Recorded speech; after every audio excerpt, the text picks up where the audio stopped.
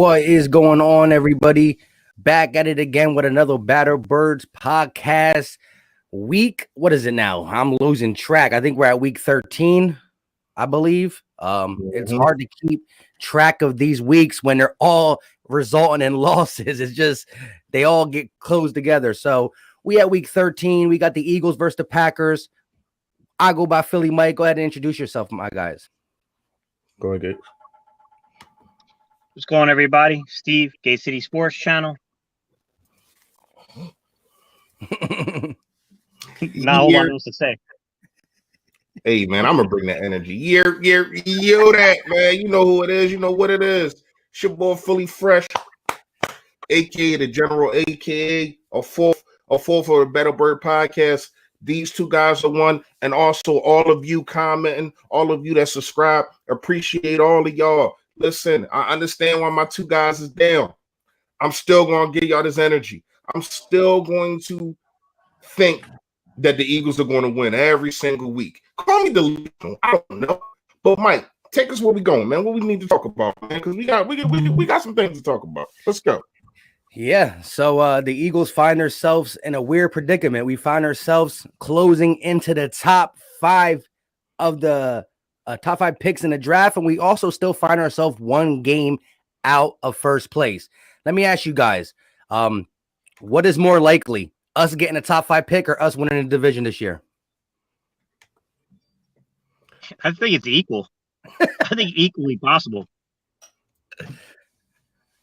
I would have to agree. Like when you look at it, man, who knows what's going to happen week in and week out? You know what I mean? For the last what? We on a 3-game losing streak. For the last 3 weeks, man, it's just been loss after loss after loss. So when you look at it, who knows? But we got to understand that what we playing in. You know, thank goodness for the NFC lease. Like, because if it wasn't, we would have been talking about just sit down Carson or bench everybody or whatever the case may be, and let's just go get this top 5 pick. But we're not. And when you look at it, man, who knows what's going to happen to the rest of the FC East? What if we win and everybody else loses? So then we right back at it. You know what I mean? So when you look at it, man, who knows, man? Would I want to go to the playoffs? You're damn skippy. But when you look at it, man, top 5 pick, okay. But Howie is the GM. Who knows what happens? So not too confident about the pick. I want my young core to have some playoff experience, and I'm never the losing type, and I'm never the tanking type, other than the Sixers, you know, and I really wasn't feeling that, but that's a different story. But when you look at it, man, to me, I'm not gonna lie to y'all, I think we have the pieces to win the NFC East. I think we do. You know what I mean? A lot of people want to talk about wide receivers not getting separation. It's true, but at the same time, man, the one guy that wasn't getting, the one guy that we was talking about, top 5 in this top 5 in that, right? Is Travis Fulgham. He wasn't getting separation, but Carson Wentz was still throwing the football up to him, and you know it was best men come down with it, and Travis Fulgham was winning a lot of them snaps. But then here comes Alshon Jeffrey once again. You know what I mean? And then the guy the really only guy that was getting separation, you took him off the field. That was Hightower. You know what I mean? I understand Hightower he dropped some touchdowns. I understand that you know, we wasn't feeling him. But before they yanked him, the last 3 games, I think he had like 3 games in a row, 50-yard receptions. So this is the only guy that's getting separation. You take him off the field for a guy that doesn't seem like he wants to play, or it doesn't seem like he wants to play for Carson. I'm not even gonna lie to you, because when you look at it, man, I don't like his energy, I don't like his attitude, and I don't like the fact that him and Fulgham are sharing snaps. You know what I mean? Like if you got a hot hand, you go with your hot hand. That's what I was always taught. No matter what the dude's getting paid, no matter how old he is, no matter what, if this dude is hot, you keep going with him until he's not hot anymore. Go ahead, y'all. I agree. Real quick, shout out to BLSG with the $2 super chat. He said, "What's up, BVP and Eagle Nation? Let's get this W." And I kind of agree with what you, Fresh, and just the chat. You know what I mean? I think a top 5 pick is not an option that I'm automatically going to decide, but it's could easily be our reality. However, when the game is on Sunday and I'm sitting there watching the game, there's no way I can possibly say, yeah, let's lose this. Like, I can't physically say it. Now, if it happens and it happens, maybe it's better for our future to have a top 5 pick in each round. And I do believe we have 9 picks. So, I mean, at this point, it's going to be a win-win because right now the Eagles are playing bad football, regardless where you want to put the blame, whether it's on Carson, Doug, Howie, the O-line, wherever you feel like putting this blame. We're playing bad football. It can only get better this season, and we can only get better as a football team going forward. So, call it a rebuild, call it a retool. Who knows what's actually going to happen? But every Sunday when we match up with the Packers, the Saints, the Cardinals, especially them division games, I'm going to want to win. I'm not going to be able to sit back and say, you know what, let's lose for the betterment of this team. I just can't say that because what am I waking up on Sunday for to watch if I'm rooting for my team to lose? You know what I mean? So I can't physically say that. But, tanking might not be an option, but we might not need to tank. We might just be that bad. But go ahead, Gay. How you feel on the whole situation? I mean, there's a lot at play. I can tell you this. If we end up with a top 5 pick, I find it very unlikely that Doug Peterson is our coach the following season. I can't see that happening. Like, I didn't like Chip. I thought firing Chip was the right call. Chip won 2 10-game seasons. Doug ain't done that except for once. Like, you know what I'm saying? I don't think Doug, and I know Doug's not the same cancer internally that Chip was, but losing is losing. And you fall on your face like that, there's no coming back from that. So I don't think that you're going to convince Doug to tank. You know what I mean? Like, I don't know what the locker room believes. We've heard guys like Trey Thomas say that this is the time of year you need to pay attention to phantom injuries, because you'll start seeing some of your veterans all of a sudden be a little too injured to play. So, I mean, that would be the first indication to me that something's going on. I still think that because the division's in reach, these guys are still going to fight. I mean, look, the crappy part about it is we still pretty much hold our own destiny in our hands. Like, as bad as that is. That's true. Yeah, that's true. And I don't know how much confidence I had, just because, like, I don't think this game's going to be easy to win. It's in December in Lambeau. It's not, what I'm saying, it's not the greatest thing, but we did it last year early in the year. And to be real with you, I don't think Arizona is the same unstoppable force we saw earlier in this season, but it's still an offense that can put up a lot of points. And at this point, I don't trust our offense to even get us to 20 points. So, like, it's kind of like trying to pick where you could get these games to even win the division. That's I don't know, man. Like I said, I kind of, I'm with Reese that, and I don't go into a game wanting to lose it. I tell you guys every week, don't ask me who I'm picking to win. I'm going to pick the Eagles every time. Like, I mean, that's just, it is what it is. I'm an Eagles fan, but, I mean, being realistically, I think a top 5 pick it could be a reality that we face. Like, that could be true. But I got a question for you two. If we got a top 5 pick, is Howie Roseman making that selection? I would hope not. Again, either Jeff Lurie takes the drafting responsibility away from him like he did when he had Chip Kelly in that sense. Again, if you want to keep Howie Roseman, because at the end of the day, Lurie and Howie Roseman are tight. You know what I mean? They both got some of the same. I mean, they're just tight. So Lurie put Howie in the doghouse before by taking some responsibilities away when it comes to personnel, drafting, scouting, all that. I mean, you would at least have to do that. Like, I understand getting rid of Howie and really just changing it up. But if you are going to keep him, you can't allow him to draft, because it's been a constant. Like, we can't sit back and say, like, the DK Metcalf thing. And again, Jalen Reagor is not looking, again, injury has played a part in that too. But you still see all these receivers flourishing. Now, is it Aaron Moorhead? Is it our team? Is it our play calling? That could be said, because I do like Jalen Reagor. Gates said he was super high on him, and I liked his skill set. He's much more than just a deep threat, which people think he is. But If you're not going to use him as much more, then he's not going to be much more. So who's to say that Justin Jefferson wouldn't be bad on this team under this coaching staff? I don't know. Can I make a prediction? If Justin Jefferson was on this team, he'd look like J.J. Arcega-Whiteside. Oh, wow. That's the truth. Wow.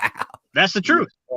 I That's mean, the truth, because we don't know how to put guys in the right position to succeed. That is the major criticism I have of this system and this coaching staff right now. You can't tell me that there's not another 15 to 20 offensive coordinators and coaches out there that couldn't take the talent of Jalen Reagor's abilities and have this kid doing more than what we're doing right now. To an extent, this falls on coaching. That last part you said, I totally agree. I'm not going to go too far and say he'd be JJ Arcega-Whiteside. That's a, you know what I mean? That's like saying if JJ Arcega-Whiteside was over with Minnesota, he would look like Justin Jefferson. But what I can say is if you flip JJ Arcega, I mean, if you flip Justin Jefferson and Reagor, who knows what Reagor would be doing over there? The way that they're not using this kid properly is mind-boggling, and it's just not him. And yes, for this whole live, I'm not even going to bring up Carson at all. I'm going to talk about everybody else. Let's talk about everybody else. Let's talk about the fact that Greg Ward is fielding punts. Are you freaking kidding me? I like Greg Ward. I think Greg Ward has good hands. I think that you can use Greg Ward. Do you know that we could be a team that has 3 quarterbacks on a field at the same time and use them? Did you see Cole Beasley throw a touchdown last week? You know what I mean? Did you see how the Patriots used Wells Walker and Edelman and dudes like that? You know what I mean? Why can't we do these kind of things? Boston Scott. I think Boston Scott has a chance, had a chance to come into his own. I think after Miles Sanders got hurt, after the Giants game, the first Giants game, he was getting into a groove, but then you start feeding him the football. Same thing with Miles Sanders. Miles Sanders and Boston Scott have been robbed. They need to call the police expeditiously. They have been robbed for 100-yard game for the last 5 weeks. It's ridiculous, man, when you look at it, man. Last week to only run the ball 13 times again, and then Doug answering just makes no sense to me, man. It makes no sense. You say, oh well, we was down, so what? And we was never down more than 2 possessions, and them 2 possessions wasn't 2 touchdowns. We was down a field goal and down 11 or 12, dude, and it's only the second quarter. Dude, run the freaking football. This game, if you needed to run a football in any game, it is this game. And it's for multiple reasons. First of all, Aaron Rodgers, we all know who he is. Even though he torched us last year, and Adams, oh my goodness, gave us the business. You know what I mean? Now, am I saying Darius Slay is going to be the X factor to stop him? No, but I think that you can slow him down. I don't think that he has no 200-yard game on us. Even though Metcalf got off. But when you look at it, where was Darius Slay every single time? He was right there. Yeah. It's just that Metcalf is a physical specimen. You know what I mean? And that's another thing we could talk about, Howard. But let's not go there. So when you look at it, man, I think you have to run the football. You got Howard back. Howard had 3 touchdowns against them guys. He knows how to play against them guys. He's been playing against them his whole career with the Bears. Played with them with us last year. And he gets to play them again. He played them every single year he's been in the NFL. So when you look at it, he knows how to play these guys. Had 3 touchdowns last year. Miles Sanders came to his own. I liked it. I think it was 22 personnel that they used. Steve, correct me if I'm wrong. When Howard broke Miles Sanders for that, it was like a 60-yard touchdown. If I'm correct, I just need you to use your talent. You know what I mean? I understand people want to say that our wide receivers are not getting separation. To me, it's scheme. It's scheme because when you look at it, I see slow dudes all across the all across the NFL, getting separation. Like, and to me, a lot of it is not just separation. It's dudes just being run wide open because of scheme, because the defense don't know what the heck is going on. We don't have that kind of play calling. We don't have them kind of play looks. So when you look at it, man, this coaching staff has to do better to put they players in better predicament to win. What I would do is I would use either Graylin Arnold or Rhaegar to fill punts. I don't need to see Greg Ward again. I'm sorry, I just don't. Like, dude, you got to start in at the 10-yard line every single drive. It's getting bad. I love Boston Scott. Boston Scott, I don't need you fielding kickoffs no more. Dude, your decision making is bad also. You got to start at the 20-yard line every single time. And you get a free 25 if you just down it. So, man, when you look at it, man, and these might look like small things to people, but they are big. They are big in a situation. And let's talk about situational football real fast, and I'm going to get out your way. For you to start 1st and 5, throw. 3 throws. Why don't you come out and just run the football at least once? Try to get that first down. You know what I mean? Try to get some people in a rhythm. To me, man, when you get a first down, I know what it's like, especially when you're a running back. You get that first down, you like, yeah, let's get it. You don't feel like them dudes can't stop you, but you feel like, yeah, let's turn it up. And you didn't get them dudes the opportunity to do that. Now, I'm not saying that caused the game. Hell no. That's not what I'm saying. But not running the football did last week. I think that we would have beat and it's a stretch for me to say, but I think that we would have beat the Seahawks if you just run it 20, 25 times. Can you please run the ball 20, 25 times this week? Pretty please with your going time. Go ahead, Charles. Yeah, real quick. I don't understand, man, why we don't run the ball. It's criminal the way we use our running backs. I mean, especially like if you watched the Green Bay Packers game last year, you took 2 things away. Somehow we were able to get a W with Aaron Rodgers throwing for like 400 plus. Hopefully we don't allow that, because even though I think it's a little, I don't know what the word is,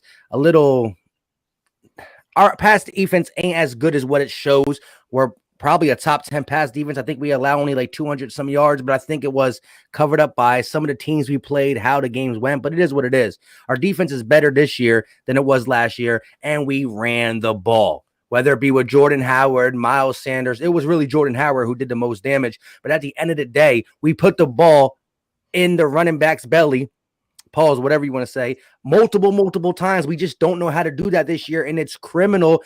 It would be one thing if Miles Sanders was averaging like 3.2, 3 point something. If he was having a bad yards per carry, you could use that. And even if you can't run the ball, I still believe you have to do it just to keep the defense honest. If you listen, Seattle came into the game like this, just let's go over it. We ran the ball 9 times. If there was a total of 65 snaps, just say I'm guessing, we played 65 snaps and ran the ball 9 times. As a defensive lineman, after the first quarter, I'm saying to myself, I'm not even guarding. I'm not even playing the run. I'm just going at number 11. And if they run the ball and they get 8 yards, they're going to do it only a couple times. So who cares? Just play the pass. And that's why we're sacked 46 times. It's a multitude of reasons, whether it be Carson holding the ball a little too long, offensive line just being horrible, and also just the fact that what defensive end is not going to get up the field and pin their ears back because they know we're going to pass the ball. It's just the sad truth. Somebody said in here, if we didn't run the ball in a hurricane, I mean, I don't know what's going to make us run the ball. We didn't run the ball against Cleveland the way we should have. It was working. And it's just a trickle-down effect. We stink. It's horrible. And I'm going to get revved back up for this game. When I turn the game on and I'm doing my play-by-play, I'm going to be feeling really good until the sad reality comes out. And I'm like, dang, why do I do this to myself? But go ahead, Gate. I mean, there's a lot that bothers me on the topic of running the football. To begin with, I'm running film. I'm getting videos lined up for like the next 10 days and stuff just to break down things I'm seeing. And you know what I saw a lot of on the right side of the offensive line? Man, 2 guys getting beat back there every single snap. It was ridiculous.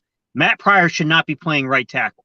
And you guys know I was a person that liked Matt Pryor at right guard, not right tackle. Like, the one play, I had someone comment on one of my videos and they were like, Gate, but why didn't you break down the Alshon Jeffrey miss? He didn't even look Jeffrey's way. Yeah, he did. That was the first read on that play. He couldn't get the pass off because Pryor got beat on the inside and a hand came across Carson's face. So he immediately drops his eyes and rolls because there's nowhere to go. There's nothing he can do in that situation. That's what bothers me about the whole conversation about running the ball, the way our play calling's been. When you cannot block, man, the easiest thing to do is to take some of the pressure off that passing game by running the ball. Hey, we got big dudes. We got Pryor out there. We got JP. We got Mulata. We got 3 dudes that are legitimately like 340. Go push them. Push them off the line of scrimmage. Like, it just... It's frustrating to watch that every single week in and out. And I'll bring in another topic of conversation here, guys. Play calling. Doug said he's going to relinquish some of the play calling even more. To press. But it's going to be to press Taylor. So let me ask you a question. Now Press Taylor's handling internal communication to Doug. He's the passing game coordinator, so he's helping design plays. Now he's going to have responsibilities as a play caller. When the hell does he coach Carson Wentz? Hey, That's the only thing I don't hear. Go ahead, Mike. Go ahead. Wait, but what's the difference? He hasn't been coaching them at all this year either. So, you know what I mean? Like, but that's what I'm saying, Mike. Dude, has the philosophy been just let Carson do Carson with no coaching? Because if that's the philosophy, man, it's flawed. Like, it's really flawed because his mechanics are really bad. Yep. And that stuff, like, if you listen to every analyst, it's not just me, guys. Everybody who's ever played the position, they all tell you what's going on with Carson is completely fixable. And yet, week in and week out, we're seeing it ain't fixed. Like, and here's what I can say about this, and this is why it starts at the higher up for me. Because when you talk about it, and I talked about this many times, and every time I talk about it, it looks like it comes to fruition. When you look at it, nobody is here from Doug's regime except for Press Taylor. He has really, if you want to talk about, I don't know, but what it seems like, he doesn't get to pick his draft. He doesn't get to pick who works under him. He really doesn't get to pick anything.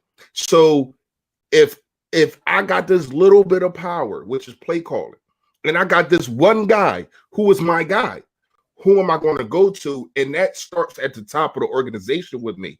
Because why don't you have trust in Doug for him to pick his own personnel, for him to come out and say Mike Grove is going to be back? Which I think Mike Grove should have just stayed at wide receiver coach, because when you look at it, that was the best that our wide receivers really looked in 2017. But that's neither here nor there. So when you look at it, and he says that Mike Grove's coming back, and then 12 hours later, step into my office. Why? Because you're fired. You know what I mean? So when you look at these things, though, and in all seriousness, when you look at these things, right? Doug Peterson is trying to hold on to his only situation that he has control of, which is Press Taylor, and which is play calling, and it might be the thing, the straw that breaks the camel back. But I do get it. I understand it. In Doug's defense, I understand it, that you're under an organization that you're a Super Bowl winning coach, and they still don't trust you to pick your own personnel. They still don't trust you to pick your own players. I don't know that. But I do know that they don't trust him to pick his own personnel. because they go out there. Howie Roseman goes out there. Jeffrey Lurie goes out there, and they pick all these guys that Doug don't know from a can of paint, probably. Even though they are coaches, I don't know these dudes. You know what I mean? So why am I going to trust them with my offense, which isn't working? We know that, but still, he still got in his mind like, why? No, like y'all trying to come in here and change my offense. This is my offense. You know what I mean? And it might be it might be the doom of us when you look at it, but it does start from the top, man. Go ahead, Charles. Yeah, I mean, real quick, yeah, I agree. I think just when you look at this football team, you really can't pick anything that we're doing good from the top to bottom, from certain positions. Like I said, our special teams, no. Receivers, no. Quarterback, no. O-line, no. Personnel, coaching staff, no. Howie Roseman, no. We've made bad decisions, and I can't really look at any type of bright spots, and that's what has me most concerned. And shout out to Gate City. We both made videos last year talking about Press Taylor shouldn't be the quarterback coach, and somehow he got to step into his office and not get fired. He got a raise. You know what I mean? He's a passing game coordinator, and he continues to get stuff. We just undermined Deuce Staley, who's supposed to be the assistant. Like, he has a title next to Doug that would make him, you would think, number 2, but he's like number 10. I mean, Jeff Stoutland got more say. Everybody got more say than him. It's just hey, Mike, you ever see The Office? A little bit. All right, so Dwight Schrute, right? He wanted to be the assistant to the regional manager. But his boss named, instead of naming him assistant regional manager, he is the assistant to the regional manager. Now it like when you look, and it's so funny because they talk about that all the time. Be like, I'm assistant manager. They be like, no, you're assistant to the regional manager. I mean, it's the same thing, but it's not. And I kind of think that's what they did with Deuce. It's like, we're not going to make you offensive coordinator. We're going to make you assistant to offensive coordinator, basically. Like, it's like come on, man. And it's crazy because I'm not gonna lie to you, man. If I'm Deuce, I'm gone. I've been here longer than everybody. My when you look at it, other than Jeff Stoutland, right? Mm-hmm. But other than Jeff Stoutland, his group, meaning the running backs, has been the best on this team. It hasn't been the wide receivers. It hasn't really been a quarterback. It hasn't been It hasn't been defense. You know what I mean? Definitely hasn't been linebacker. You want to say defensive line? All right, cool. We can debate about that. But when you talk about from the Ryan Matthews, you know what I mean, to the Sproles, to the Miles Sanders, to the Ajayis, to the LeGarrette Blunts, and shout out to LeGarrette Blunt for retiring, man. This dude, and I understand why they ain't bringing back, but this dude loved Philly. Even his talking about retiring, he just talked about being in Philly that year, man. He loved it so much. So shout out to LeGarrette Blunt real fast. But when you look at it, man, this dude has been producing. He has been producing. Now they're getting held back because they're not running the football. But when you look at it, they have been producing, and for him to been here, what, Andy Reid days? Been here since Andy Reid days. Went through the Chip Kelly regime. Now in another regime, and you still you still a running back coach. So that's all you really are. You know what I mean? If I'm Deuce, I'm out. Yeah, but here's what I don't get about the play calling. You got a guy who was an OC. He was an offensive coordinator. He's got experience calling plays. You know this kid can implement movement offenses, right? He came underneath the Shanahan coaching tree.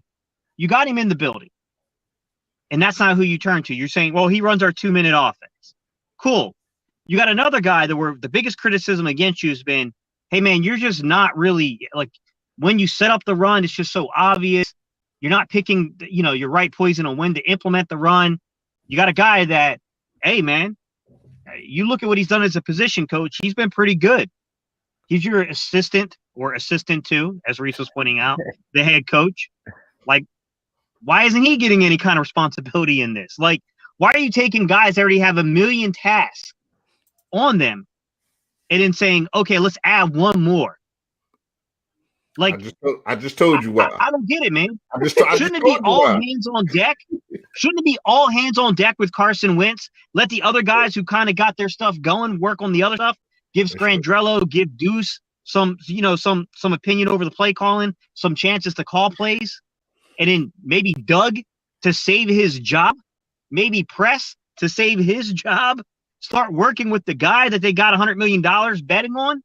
Like, it makes no sense to me, man. Like, I'm watching this stuff on film, guys, and it's just really basic, fundamental stuff. Like, I know a lot of people like, oh, a fifth-year quarterback shouldn't do this. I hate to tell you this, guys. Name a quarterback. Look at their fifth year. They did it. It happens. It happens to every freaking quarterback. But those guys have been able to fix it. They've been able to fix it. We haven't. We're hearing excuses like, oh, some quarterback coaches don't want to make adjustments in the middle of the season. When you're 3-7-1, guess what it's time to do? It's time to look at those mechanics and start fixing them in practice.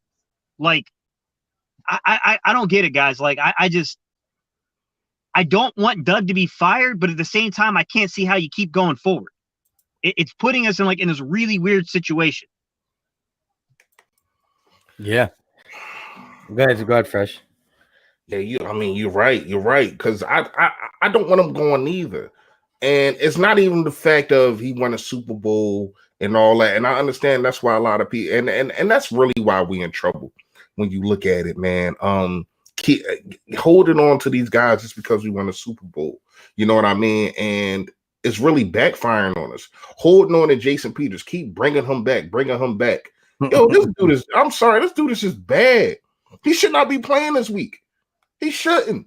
Like, you've been that bad, man. Like, it don't matter if they put you at guard. It don't matter if they put you at tackle. It don't matter if they put you at quarterback. It don't matter.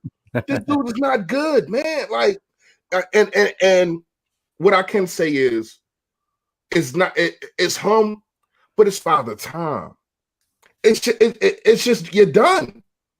It comes a time in a man's life when he got to hang up his cleats, and that time was 4 weeks ago. When you got injured, you should have took the money and ran. Take the bag and run. You know what I mean? Because, dude, you're bad. I'm sorry. You're like you are really, really bad, man. And it's a couple other dudes that we held on to too long. A la Sproles, love Sproles, but held on to him too long. You know what I mean? Like, it's the commitment to these older dudes, and it's going to have to come a point of time that if Howie is still here, I don't think Jeffrey Lurie getting rid of him. I don't. So it has to come a time when you say, you know what, it's time to start drafting players instead of trying to draft a quarterback in the second round. It's time to start drafting Lane Johnson's replacement if what you call it not it. You know what I mean? And I think he is just what I'm talking about. I think just so my thing is, man, it's time to start planning for the future instead of, because we're as much as I hate to say this, we're a rebuilding team right now. I didn't say that coming into the situation because I felt as though we had guys in place, older guys and younger guys. I liked it the draft, other than Jalen Hurts. I liked it the fact. When you look at it, Deshaun Jackson. You know what I mean? And who knows what we're going to do with Brandon Brooks. I would like Brandon Brooks to come back, but how long are you going to keep bringing these guys back? Alshon Jeffrey should have never got that freaking extension. He should have never got that extension and to put the money back like how we did, who everybody says he's a wizard with the cap. What cap? Not what this one? Because it sure ain't the NFL cap when you look at it, because we ain't cap hell. Now, a couple players that I feel as though you can get rid of, or try to trade or whatever the case may be. I don't think Malik Jackson and Hargrave is going to be here next year. I think one of them is gone. So that's $10 million off the cap. Alshon gone. That's like $18 million off the cap. Who knows what they're going to do with Lane Johnson or Brooks, like I said. It's a couple other dudes that, you know, that you can get rid of and get rid of the money. But it's also it's also go ahead. What are you gonna do with Brandon Graham now? It's just crazy because he's having his best season of his career. He is older, and and he's due a lot of money. And it's like he's actually playing deserving of this money we got to give him. But with the problems where we have, what do you think we're gonna do with Brandon Graham? I think he's back. What I would do is I'll say, listen, man, I understand you. I mean, it's not a bold predicament to say, but he's going. It looked like he's going to the Pro Bowl. You know what I mean? So yeah, Mills is going, but Mills is only on a 1-year contract. I'm talking about guys that's going into the contract next year. You know what I mean? I think Mills is going. Charles, I think they're gonna bring Mills back, bro. I don't for what? For what? Yo, did you see? Did you see? I'm not saying I would, but right. But that's what I'm saying. Loyalty by fault, man. It's loyalty by fault, man. And it's like if you was drafted by the Philadelphia Eagles and you won a Super Bowl, we're going to bring you back every single time. Vinny Curry, why is he back? What is he doing? You know what I mean, man? When you look at it, man, like we gotta stop it. We gotta stop it, man. But it's 4:00. I told the guys, and we discussed this. We ain't gonna try to go past 4:15. So we got more to talk about. So go ahead, Joe. Yeah, we want to start doing our players of the game, offense and defense, score prediction. Even though I think we all know it's going to be tough to get a win, but I'm pretty much going to say if we do win, this is how I'm going to do my score prediction now. It's not going to be it's going to be like if we would win, this is how, I guess. But if you want to, because look, I mean, like you said, I'm not going to pick against the Eagles. I'd rather you go back to what you was doing before and just not pick. Just not pick. So, just keep my mouth. Plead the fifth. I'll plead the fifth. But I'm cool with that one. All right. So go ahead. Give me your offense player of the game, defensive player of the game, and go ahead and give me your score prediction.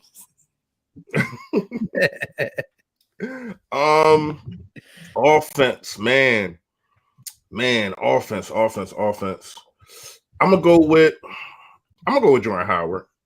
For all the reasons that I said earlier, if y'all wasn't here, he played the Packers every single year that he's been here, been in the league twice for 4 years, and also played them last year with us, had 3 touchdowns, and he's about to play them again. I think he has a knack for playing them, and we'll see, man. Hopefully he can be that driving force if he's given a football. My defensive player, and the reason that I'm going with this is because shout out to Brandon Graham, man. We just talked about him, but he ties Trent Cole for the most defensive end to play games for the Philadelphia Eagles today. So when he suits up and when he plays that first snap, he would tie he would be tied with Trent Cole. So shout out to him for that, man. I mean, we all know he's been here a long time, so he should that should be the guy. But when you look at it, he has been a force. Like when you look at it, if we was winning, he would get a lot of recognition in the media. You know what I mean? Like this dude has really been a force. All type of tackles for loss, 8 sacks, just been on a tear, and he talks that ish. I don't know if y'all heard his mic up. He don't stop talking. Like this dude talks that ish. I love it. I love the energy that he brings. I think that the defensive line, especially young guys like a Barnett, like a Josh Sweat, I think they follow this guy. They follow his energy, and you know what I mean. And it don't matter who makes a play. He's the first over there congratulating them. You know what I mean? And shout out to him for that. But I think I think that he gives Aaron Rodgers some fits. Go ahead, Joe. I agree. Go ahead, Gate. Oh, score prediction. I got us. My bad, y'all. I got us 17-21 Eagles. Okay. So we're going players of the game. We'll start defense then. I'm gonna say Darius Slay, man. Darius Slay seems like he seems authentic and genuine when he says that he's disappointed in his performance from the week before. I think he's gonna come out. I think he's gonna come out and really want to shut things down. And I think he's got the talent. I think has it been a disappointment? Sure, I'm sure he anticipated much better stat lines for himself this year. Mm-hmm. But he's definitely been one of the more consistent players we've had this season. So I definitely think defensively, I think, he could be having a big game this game. Offensively, man, as I look at this, man, if we're throwing the ball, we're in trouble. I can't see us winning this game by throwing the ball 40 times. I just can't. It's got to be 35 or less. So, I mean, look, I don't even want it. I don't even want it 30. I don't want it in the 30s. It don't need to be in the 30s. Like, they showed a willingness to go 13-man last week against Seattle, right? But Caleb Wilson, there was one play where Caleb Wilson got Miles Sanders cracked in the backfield because my man didn't just miss his block. Like, it looked like he fell asleep on the play. It was ridiculous. Ertz is not exactly the world's greatest run blocker, but he's better than Caleb Wilson. Like, you know what I mean? Like, if Ertz is active for this game, and I believe he is, I could see the Eagles trying to get more physical with Goddard. Richard Rodgers and Goddard, I feel like definitely add an element of physicality to the game. You got Howard back there. Howard can deliver a message. Howard is also, and this is what I think people are sleeping on about Howard's ability, Howard will punish a linebacker coming through the hole. He don't care. He will decleat you even if he's pass blocking. So, and that make people want to make professional decisions on whether to go get this guy or not, man, or whether should I wait until somebody else get him or shoestring tackle or all that kind of stuff. Why do you're right? My bad, y'all. I was about to go. No, you good. I'm gonna say Miles Sanders offensively. Miles Sanders offensively. I'm gonna say 17-14 Eagles because if this game gets into the 20s, I think it's a lot harder for us to win it. Yeah. You did both. You did your offense too, right? You just got done doing that. Yeah, I said Miles Sanders. So you're gonna do your score prediction? Yeah, 17. I said 17-14 Philly, just because I feel like if this game gets into the 20s, if it gets into the 30s, we're really in trouble. But I just think that the higher the score goes, the more it favors Green Bay. Yeah. Real quick, shout out to Tone DeShields second with the $1.99 super chat. What's good, fellas? Keep up that energy. You already know. If you haven't checked him out, go check him out. He does Eagles content as well. Cool dude. But I'm just gonna go with a bounce back performance from Darius Slay. He knows Devontae Adams. He's played him twice a year with the Lions for multiple years. Hopefully he's not going to shut him down, but just keep him under 100. Hopefully he stays out of the end zone. They're going to throw his way a bunch of times. He always gets targeted like 10 or 11 times. So just slow down Devontae Adams. I got Darius Slay as my defensive player of the game if we win. And on the offense, you gonna take a city one? Oh, he said, yeah, he did say Darius Slay. Yo, man, I'm glad you ain't listening to us, man. No, you got something in the oven you gotta go get real fast. Actually, I've been trying to do my thumbnail for my play-by-play because I'm totally late. So that's all right. So I'm gonna go off. Everybody wants to get rid of Jalen Mills. He has I'm gonna pick Jalen Mills. He's not good. He's probably not gonna be here, even though Gate City keeps saying we might just bring him back because that's what the Eagles GM does. On the offense side of the ball, I know he said Miles Sanders. I was listening to that. And that's who my giveaway was, Miles Sanders. So shout out to everybody who entered. We'll see. People legitimately said he's going to have 20-some yards.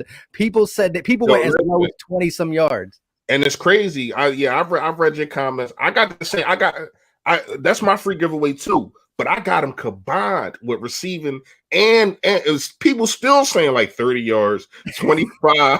They don't run the ball fresh. This. And I'm like, oh man, I don't think y'all gonna win with that one. But if they do, hey man, you already know. I hope not. Exactly. I'm gonna be upset if he's like 27 rushing yards. It's gonna be disgusting. I'm not gonna even be able to talk about it no more about running the ball anymore. But on the offense side of the ball, hopefully Zach Ertz comes back and gives us a spark. I don't know how much he'll play, but I just want to see Zach Ertz maybe give some extra confidence to Carson Wentz, even though he didn't play good with Zach Ertz. Zach Ertz didn't play good when he was playing early in the season, fighting that contract demon. But it is what it is. So hopefully Zach Ertz gives us a much needed spark on offense. And I agree with Gate City. I don't see the Eagles scoring north of 23. So the only way we win is if we keep it low. And it's going to be hard because Aaron Rodgers is, he's in that top 5 MVP candidate category. So I can see our defense kind of getting shredded. So I'm going to do a score prediction.